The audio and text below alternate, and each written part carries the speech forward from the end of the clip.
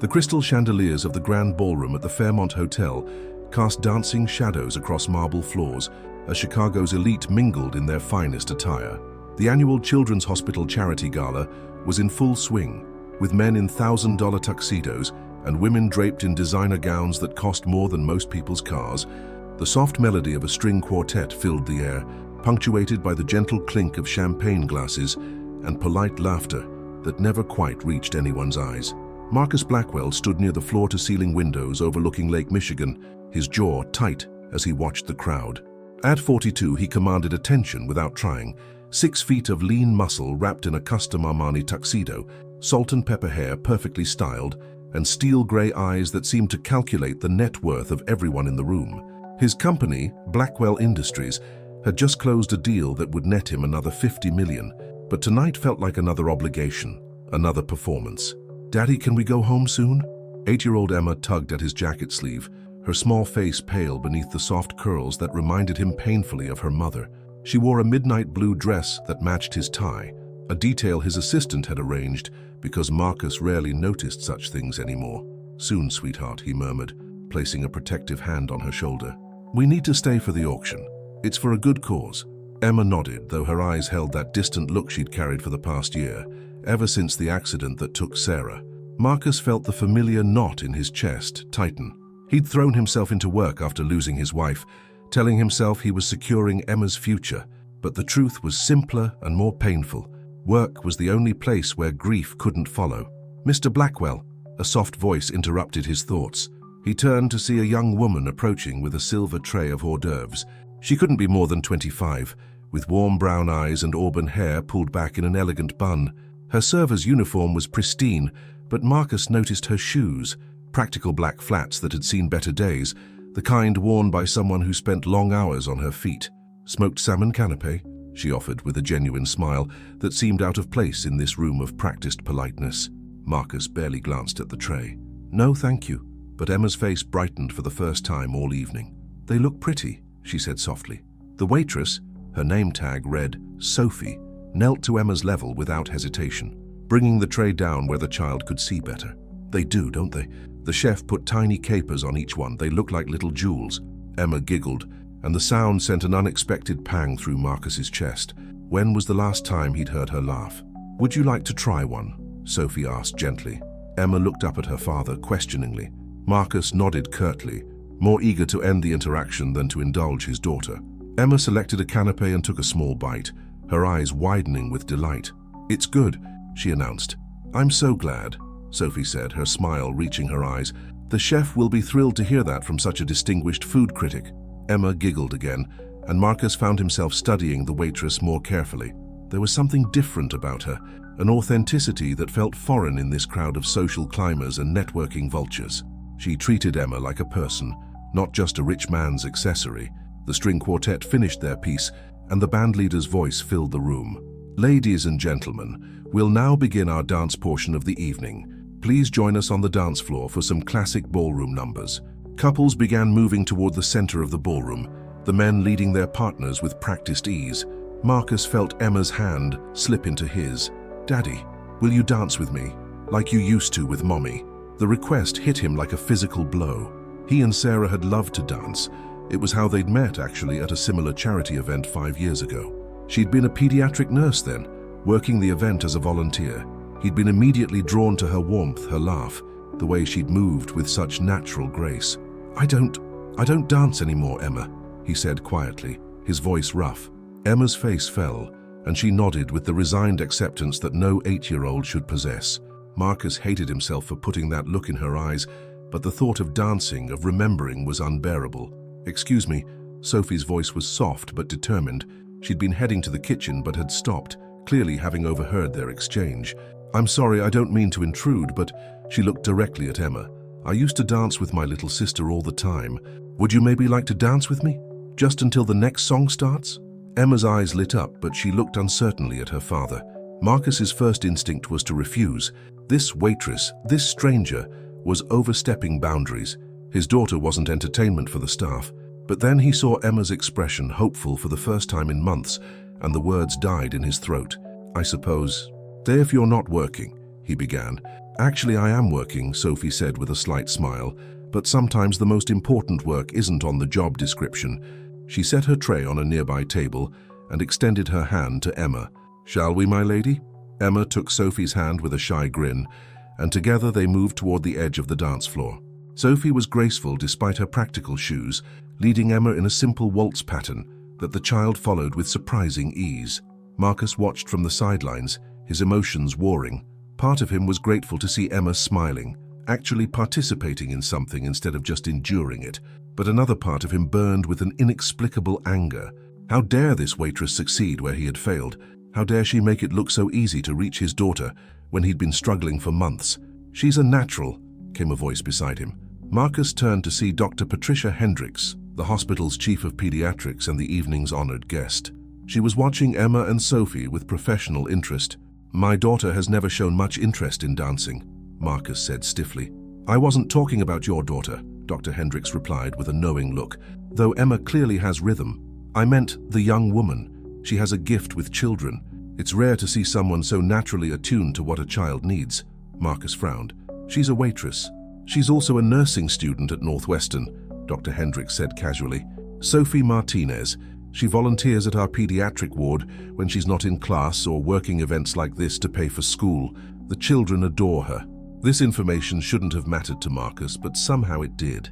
He watched Sophie guide Emma through a gentle spin, both of them laughing as Emma's dress flared out like a flower. The children in our cancer ward call her the story lady, Dr. Hendricks continued. She reads to them, helps with their physical therapy, even taught some of the older kids basic dance steps as part of their recovery program. She's going to make an exceptional pediatric nurse someday, if she can afford to finish school. The song ended, and Sophie curtsied formally to Emma, who giggled and attempted her own wobbly curtsy in return. They walked back toward Marcus, Emma practically glowing with happiness. Thank you, Emma said to Sophie, her voice stronger than Marcus had heard in weeks. Thank you for the dance, Princess Emma, Sophie replied, straightening Emma's dress with gentle hands. You're a wonderful partner. Emma beamed, then looked up at her father with an expression that made his chest tight. Daddy, did you see? I can dance just like Mommy used to. The words hung in the air like a challenge. Marcus felt every muscle in his body tense. This waitress, this stranger, had just accomplished in 5 minutes what he'd been unable to do in a year. She'd brought his daughter back to life, even if just for a moment. But instead of gratitude, Marcus felt exposed, vulnerable in a way that made him lash out. Emma, we should find our table, he said abruptly. The auction is starting soon. He took Emma's hand and began to walk away without acknowledging Sophie's kindness. But he made the mistake of looking back, just once. Sophie was watching them go, her expression not hurt or offended, but sad. Sad for Emma, sad for him.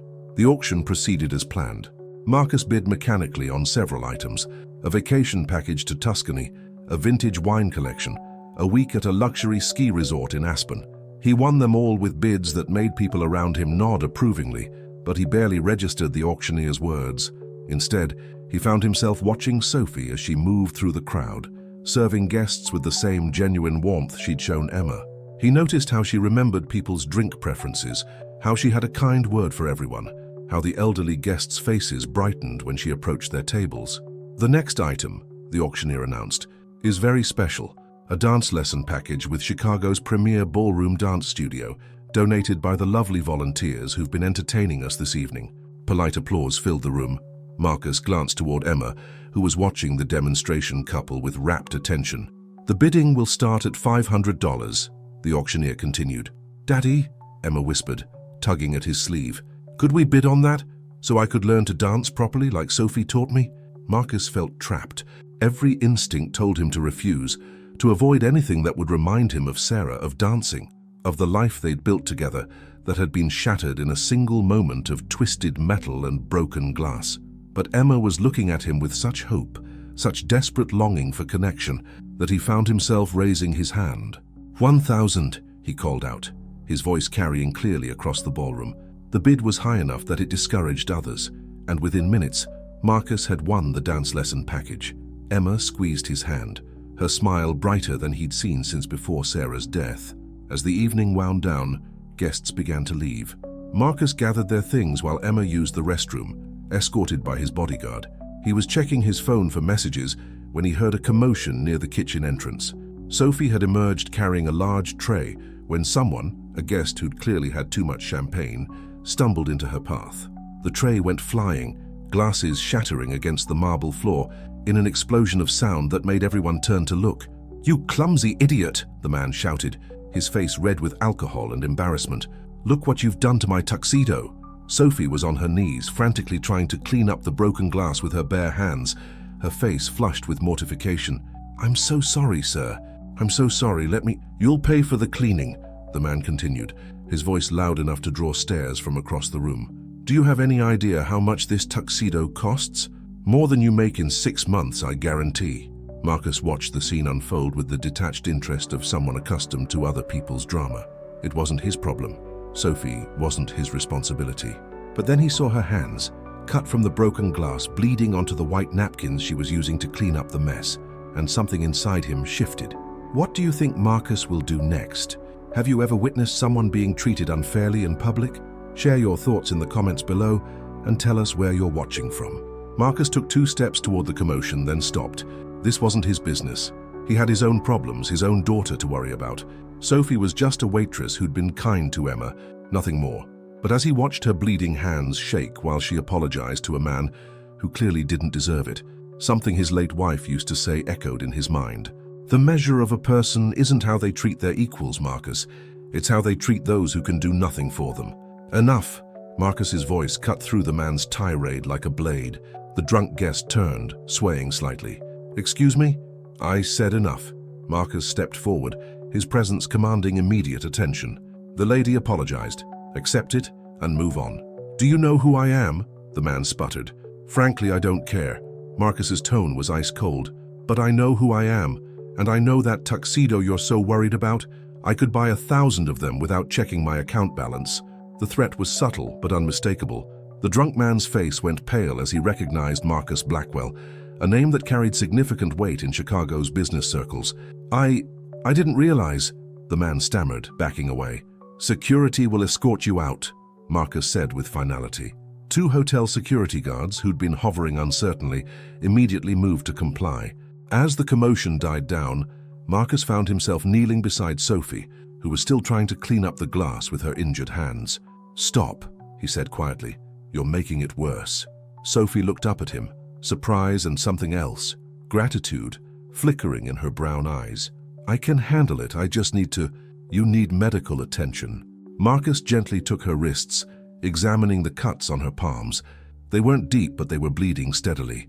"Hotel staff will clean this up. It's their job." "But I'm hotel staff," Sophie protested weakly.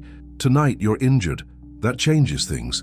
Marcus helped her to her feet, noting how she favored her left ankle. "Did you twist something when you fell?" Before Sophie could answer, Emma came running up, her eyes wide with concern. "Daddy, what happened? Why is Sophie hurt?" "Just a small accident, sweetheart," Marcus said, instinctively moving to shield Emma from seeing Sophie's bloody hands. "I'm okay, Emma," Sophie said with a brave smile that didn't quite hide her pain. "Just a little clumsy, that's all." But as she spoke, Sophie's face went suddenly pale. She swayed, reaching out to steady herself against a nearby pillar. "Whoa," Marcus caught her elbow. "When did you last eat?" This morning, I think. We've been busy with setup since noon, and then service." Sophie's voice was getting weaker. Marcus frowned. It was nearly 11 p.m. "You've been working for 11 hours without food." "I had some coffee," Sophie said defensively, but even as she spoke, her knees buckled.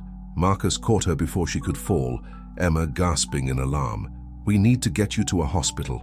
No, I can't afford—" Sophie started to protest, but her words were cut short as she suddenly doubled over, clutching her side. "What is it?" Marcus's voice sharpened with concern. Something's wrong." Sophie's breathing became rapid and shallow. "It hurts." Emma tugged at Marcus's jacket. "Daddy, she's really pale, like Mommy was that night." The comparison hit Marcus like a physical blow. The night Sarah died, she'd complained of stomach pain, had looked exactly like this, pale, sweating, struggling to breathe. He'd dismissed it as stress from her long shift at the hospital. By the time they'd realized it was her appendix, it was too late. "We're going to the hospital. Now." Marcus's decision was immediate and non-negotiable. "I can't pay for an ambulance," Sophie gasped. "My driver is outside." Marcus was already pulling out his phone. "James, bring the car around. Medical emergency." Within minutes, they were in Marcus's black Mercedes, James navigating Chicago's late-night traffic with professional efficiency. Sophie was curled in the back seat, her head against the window, breathing in short, painful gasps. Emma held Sophie's uninjured hand, whispering reassurances with a maturity that broke Marcus's heart. "Stay with us, Sophie," Emma said softly. "Remember what you told me about dancing. You said every step matters, even the small ones. So just take one breath at a time, okay?" Sophie managed a weak smile. You're very wise, Princess Emma." "Northwestern Memorial, sir?" James asked. "Yes, emergency entrance." Marcus found himself studying Sophie's face in the passing streetlights. Her skin was clammy now, and she was pressing her hands against her lower right side. "Sophie," he said carefully, "is the pain on your right side? Low, near your hip?" She nodded, unable to speak. Marcus's jaw tightened. Appendicitis, just like Sarah, but this time he wouldn't be too late. At the hospital, everything happened quickly. Marcus carried Sophie through the emergency doors, while Emma stayed close beside them. The triage nurse took one look at Sophie's condition and called for immediate attention. "I need insurance information," the admissions clerk said, approaching with a clipboard. "She doesn't have insurance," Marcus said bluntly. "I'll handle all expenses." The clerk blinked. "Sir, if this requires surgery, I said I'll handle it." Marcus's tone brooked no argument. All of it. As they wheeled Sophie toward the surgical prep area, she grabbed Marcus's hand with surprising strength. "Thank you," she whispered. "But why? You don't even know me." Marcus looked down at this young woman who'd shown his daughter more kindness in one evening than most people showed in a lifetime, who'd worked 11 hours without complaint, who'd knelt in broken glass to clean up a mess that wasn't her fault, who'd held Emma's hand and whispered encouragement even while in pain herself. "Maybe that's exactly why," he said quietly. "Sometimes strangers become the most important people in our lives, in the most unexpected ways. Have you ever had someone help you when they had no reason to? Tell us your story in the comments, and let us know where you're watching from." The surgical waiting room at Northwestern Memorial smelled of disinfectant and anxiety. Marcus sat in an uncomfortable plastic chair, his expensive tuxedo jacket draped over the back, his bow tie hanging loose around his neck. Emma had fallen asleep beside him, her head resting on his arm, her midnight blue dress wrinkled from the long night. It was 3:47 a.m. Sophie had been in surgery for 2 hours. "Mr. Blackwell?" A young resident approached, clipboard in hand. "I'm Dr. Chen. I wanted to update you on Ms. Martinez's condition." Marcus carefully shifted Emma so he could stand without waking her. "How is she?" "The appendectomy went well. It was close. Another hour, and we might have been dealing with peritonitis. You made the right call bringing her in when you did." Dr. Chen's expression was serious but reassuring. "She'll make a full recovery, but she'll need to stay for observation. Probably 3 days minimum." Relief flooded through Marcus so powerfully that his knees nearly buckled. "Can we see her?" "She's in recovery now. Another hour or so before she's lucid enough for visitors." Dr. Chen glanced at sleeping Emma, then back at Marcus. "Sir, I have to ask, are you family? Because the financial responsibility you've taken on..." Marcus paused. What was he to Sophie? A stranger who'd watched her show kindness to his daughter. Someone who'd recognized a crisis because he'd failed to recognize it once before. "I'm someone who was in the right place at the right time." Dr. Chen nodded slowly. "Well, she's lucky you were. The surgery will likely cost around 30,000, plus hospitalization. Without insurance, send all bills to me directly." Marcus pulled out his business card. "Everything, no matter what it costs." After Dr. Chen left, Marcus sat back down, careful not to disturb Emma. The waiting room was nearly empty now, just a few other families dealing with their own middle-of-the-night crises. The mundane tragedy of life going wrong when you least expected it. His phone buzzed. James, his driver, checking in from the car. "Everything all right, sir? Need anything?" Marcus typed back. "Still waiting. Take the car home. We'll manage. Are you sure? I can wait." Marcus looked around the sterile waiting room, at his daughter sleeping in a hospital chair, at the situation he'd never imagined finding himself in. We're exactly where we need to be. At 5:15 a.m., a nurse came to get them. Sophie was awake, groggy but alert, in a private room that Marcus had quietly arranged. Emma rushed to her bedside while Marcus hung back, suddenly uncertain. "Princess Emma," Sophie's voice was hoarse but warm. "You stayed." "Of course I stayed," Emma said. as if it were the most obvious thing in the world. Friends don't leave friends alone in scary places. Something twisted in Marcus's chest. When had Emma learned to be so wise? When had she developed such a clear moral compass? He'd been so focused on protecting her from more loss that he'd forgotten to teach her about connection. "How are you feeling?" Marcus asked, stepping closer to the bed. "Like I got hit by a truck," Sophie admitted with a weak smile. "But alive, thanks to you. Both of you." She looked between Marcus and Emma. "I don't understand why you stayed. You barely know me." Emma took Sophie's hand without hesitation. "Daddy says sometimes you know good people right away, like how I knew you were good when you danced with me." Marcus felt heat rise in his cheeks. When had he said that? He didn't remember, but Emma spoke with such certainty that it must have been true. "Your daddy's very smart," Sophie said, her eyes finding Marcus's across the bed. "He is," Emma agreed, "but he's also very sad. Ever since Mommy died, he doesn't dance anymore, or laugh much, or let people help him." "Emma," Marcus said quietly, embarrassed by his daughter's honesty. But Sophie was studying him with those perceptive brown eyes. "Grief is hard," she said simply.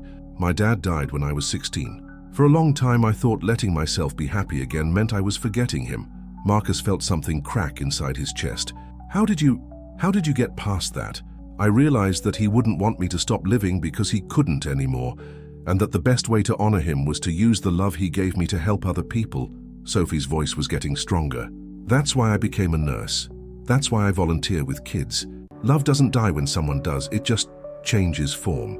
Emma was listening intently, her young face serious. "Is that why you were nice to me? Because of your daddy's love?" "Partly," Sophie admitted, "but mostly because you're pretty wonderful on your own." Emma beamed, then looked at her father. "Daddy, can Sophie come stay with us while she gets better? She shouldn't be alone."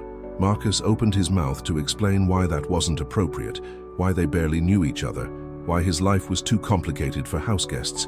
But then he saw Sophie trying to hide her wince of pain as she shifted in the bed, and he thought about her going back to whatever small apartment a waitress and nursing student could afford, recovering alone.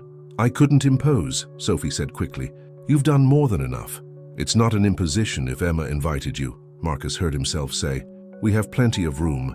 And Emma's right, you shouldn't be alone while you recover." Sophie stared at him. "Are you serious?" Marcus was as surprised as she was, but as he said the words, they felt right. Completely serious. "But why?" Sophie asked. "I still don't understand why you're doing all this." Marcus looked at his daughter, who was holding Sophie's hand like they'd been friends forever. He thought about the evening's events, the dance that had brought Emma back to life, the grace with which Sophie had handled being humiliated, the way she'd whispered encouragement even while in pain herself. "Because," he said slowly, "for the first time in a year my daughter remembered how to be happy, and that's worth more than all the money I've ever made." Emma grinned up at him, and for a moment Marcus saw Sarah in her smile, not the painful reminder it usually was, but a gift, a continuation of love in a new form, just as Sophie had said. Have you ever found yourself helping a stranger and discovering they gave you more than you gave them? Share your experiences in the comments below and tell us what country or city you're watching from. These human connections happen everywhere.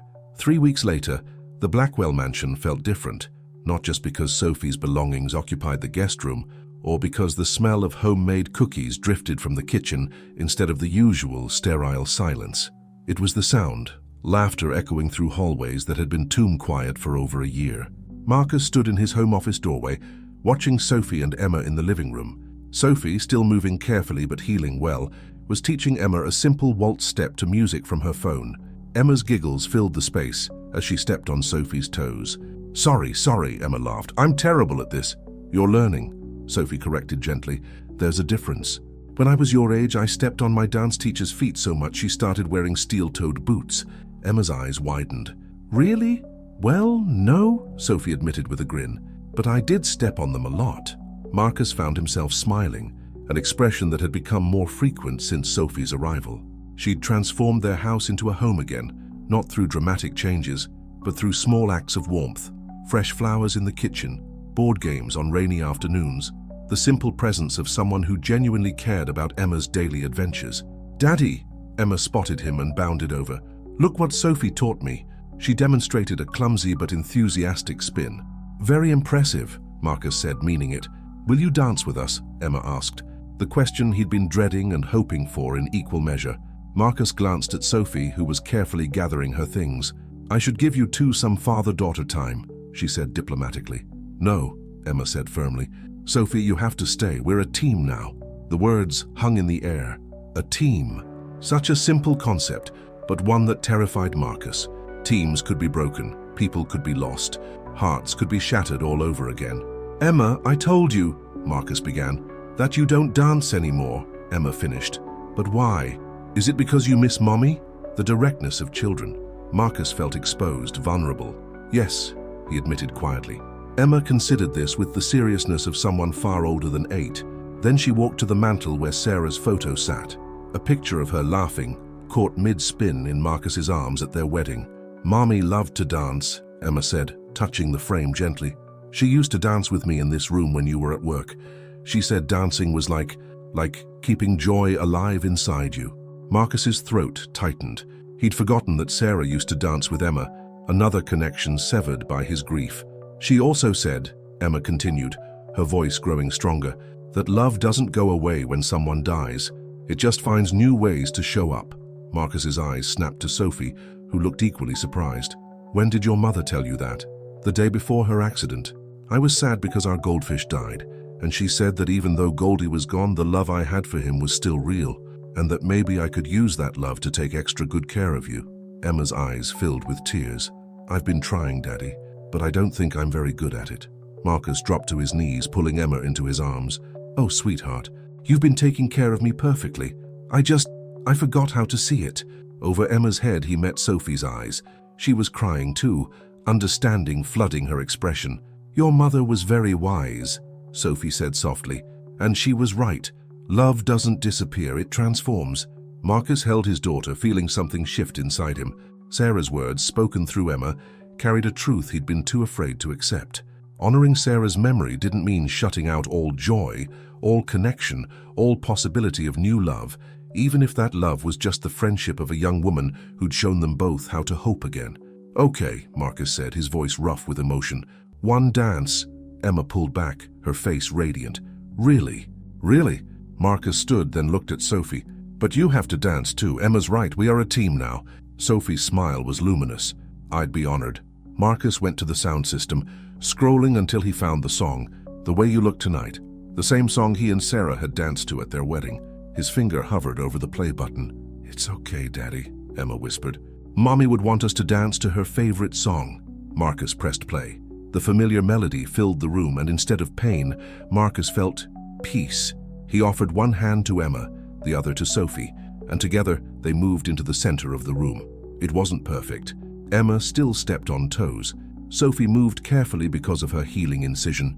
Marcus felt rusty, uncertain. But as they swayed together, three people who'd found each other in unexpected circumstances, Marcus realized something profound. This wasn't replacing what he'd had with Sarah. This was honoring it, taking the love she'd given him and using it to build something new, something that included her memory, while making space for new connections. "Thank you," he said to Sophie, as the song ended. "For what? For saving my daughter's life, and for teaching me that saving someone doesn't always happen in an emergency room." Sophie's eyes sparkled with unshed tears. "Thank you for letting me stay, for giving me a family when I needed one most." Emma hugged them both, her small arms trying to encompass them. "This is the best family ever," she declared. As Marcus looked around his living room, at the flowers Sophie had brought in, at Emma's artwork on the walls, at the photo of Sarah smiling down on them all, he understood finally what his wife had tried to tell their daughter. Love doesn't end, it multiplies. It finds new forms, new expressions, new ways to light up the dark places in our hearts. And sometimes it starts with a simple refusal to dance and ends with the courage to begin again. And now that you've reached the end of this story, tell us in the comments, where are you watching from? Your presence matters, and your story does too. Sometimes the most beautiful connections begin with the smallest acts of kindness.